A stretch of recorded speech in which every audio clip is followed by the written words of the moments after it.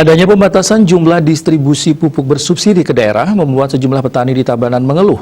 Dinas Pertanian Tabanan yang terus menerima keluhan tersebut tidak bisa berbuat banyak.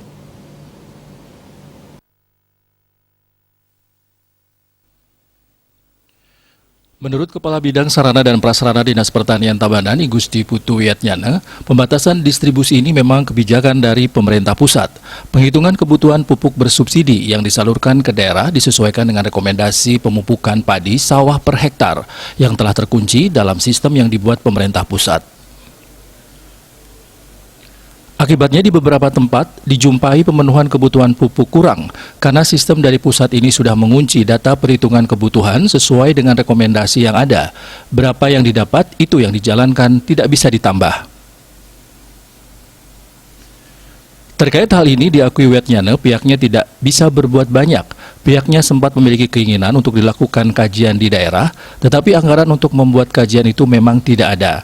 Kebijakan pemerintah pusat terkait dengan pemenuhan kebutuhan pupuk bersubsidi ini bahkan sudah disampaikan ke petugas penyuluh lapangan PPL dan Pekaseh untuk dilanjutkan ke para petani.